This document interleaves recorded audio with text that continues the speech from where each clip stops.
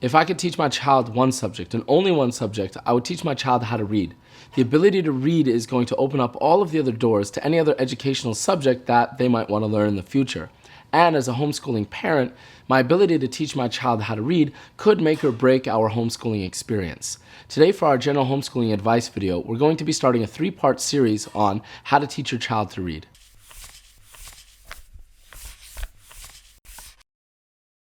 The ability to read opens up so many different doors and avenues to education that as homeschooling parents, it's important that we make it a foundation of our educational curriculum. It's definitely a great place for us to start our child's education, but for many of us, it could be really intimidating if we don't have any experience, don't know where to start, or what resources might be available to help make the process easier. So the first thing that you're going to want to do is to read to your children as much as possible. I'm always reading bedtime stories to my kids. Reading to your children is very good for many different reasons. It's going to increase their vocabulary. Again, if your children love and respect you, then they are going to want to be just like you.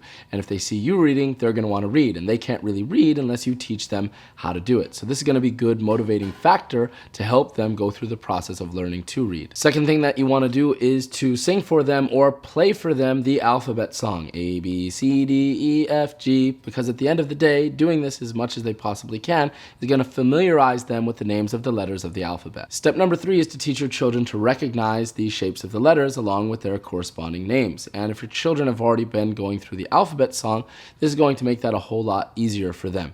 And one of the good things that you can use as a resource is just flashcards, and you can pick them up pretty much anywhere. I think we got ours from Barnes & Noble. Now, as you're trying to teach your children to recognize the letters by name, again, you want to go at your child's pace. You might want to start at first to see if they can differentiate between 2 or 3 letters, and then move 1 letter at a time. Even if you just do a letter a day, that's fine. About a month's time, you'll have completed the entire alphabet. Step number 4 is that once our children have recognized the names of each individual letter, we're going to take them back through the alphabet, and we're going to teach them the phonetics of each individual letter.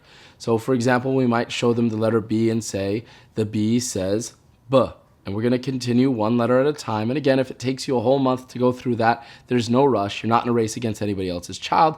And if your child takes their time and does it in a longer period than somebody else's child, that's perfectly fine. Step number 5 is to get yourself a copy of Teach Your Child to Read in 100 Easy Lessons by Siegfried Engelmann. This is the book.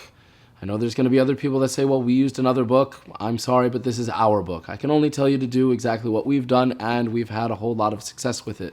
If I've got a 3-year-old that's already reading early readers, I'm not going with any other book. This book is self-explanatory, it's very easy to use, and it's going to help your child learn how to read in 100 easy lessons. And so it lives up to its name. It's an excellent book. We're going to do a full review at some point in time of the book, but just know that step number 5 is get this book for yourself to help teach your child how to read.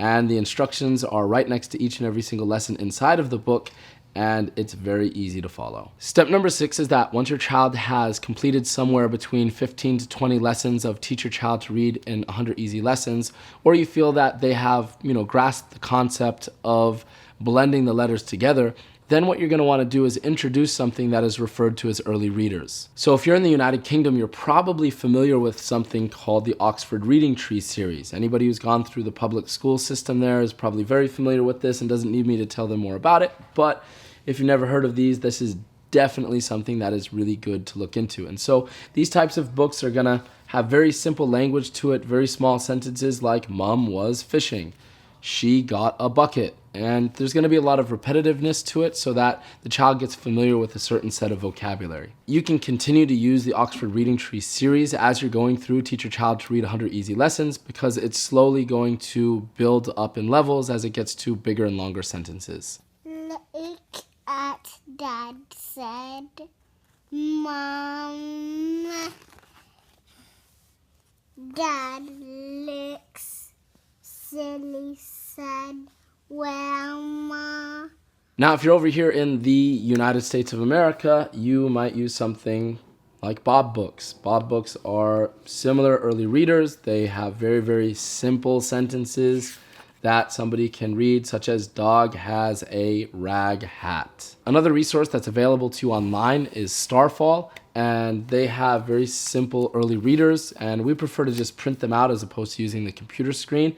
And they start out with sentences like, Zach is a rat. Now, once your child has started to progress and teach your child to read in 100 easy lessons, and they're getting better at blending words together, and they are now reading a lot more of the early readers with you, step number 7 is to introduce them to something called sight words. Now, sight words mean a lot of different things to a lot of different people, but basically what they are the most commonly repeated words in English literature. So these are the words that your children are most likely going to see as they start their early reading. And so we want to make sure that we give them a little bit of a boost by making sure that they learn how to read these words, and we teach them to them repetitively so that they become very easy for them when they come across them in the books.